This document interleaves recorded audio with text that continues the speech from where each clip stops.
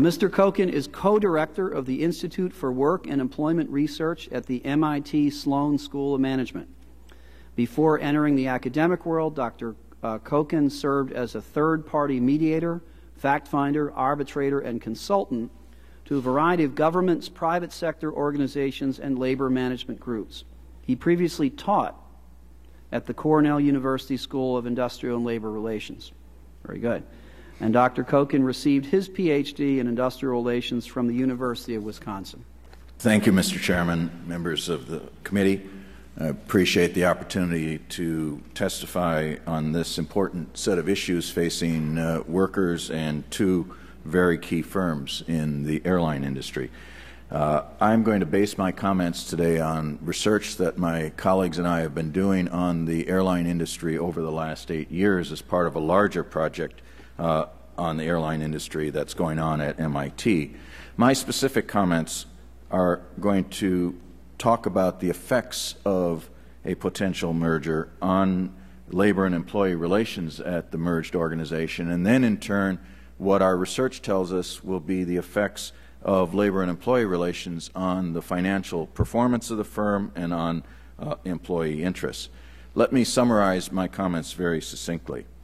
If the labor and employee relations issues that confront the merged organization are not addressed satisfactorily prior to or as part of the merger process, the merged organization is likely to experience intense and prolonged labor management conflict over organizing and representation rights and over the negotiation of contracts for those groups that choose to be represented.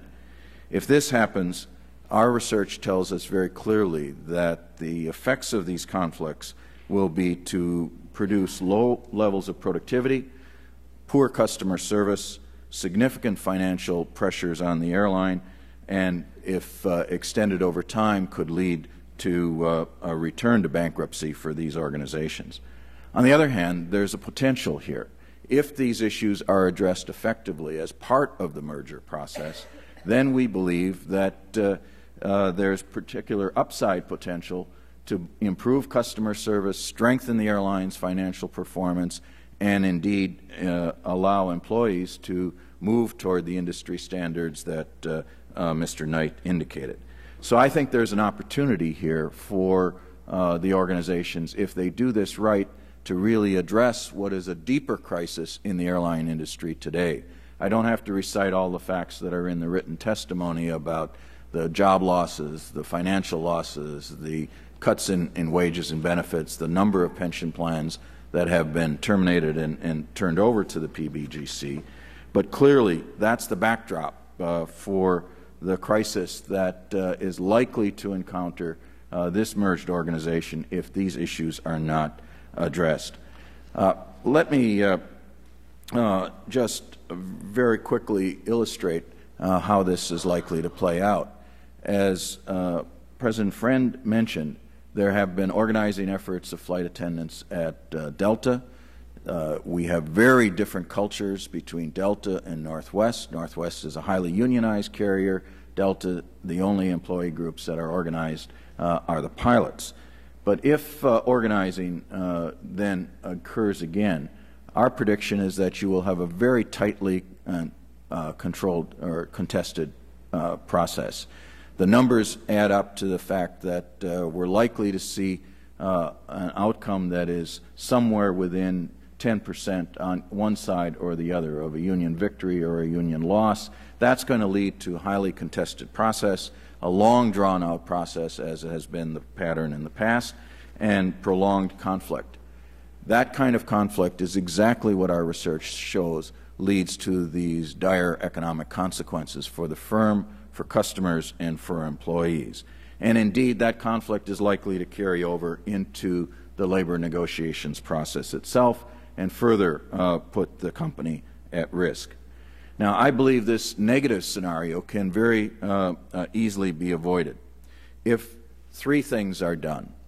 First, if the organizations, the union and management groups involved address the questions of how they're going to deal with representation issues effectively, I believe they can be done in a more collaborative, or at least in a more respectful and less legalistically encumbered process.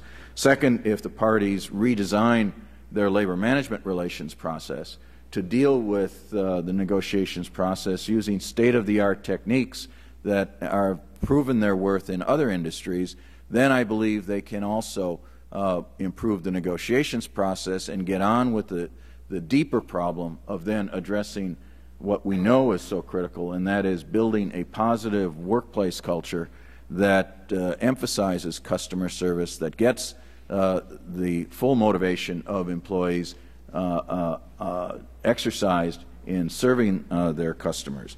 So in summary, I believe that the Congress, the administration, the parties themselves face either a crisis or an opportunity. If left unto their own devices and if past practices prevail, then we are going to see profound conflict in this merged organization that will put the merger at risk and put the jobs and the pensions of employees at risk. If action is taken now, prior to the merger, if the merger is conditioned on the willingness and the ability of the parties to address these issues, then I believe they can take steps that have been well documented in other parts of the industry to improve performance, improve customer service, and secure the jobs and pensions of the employees. Thank you, Mr. Chairman.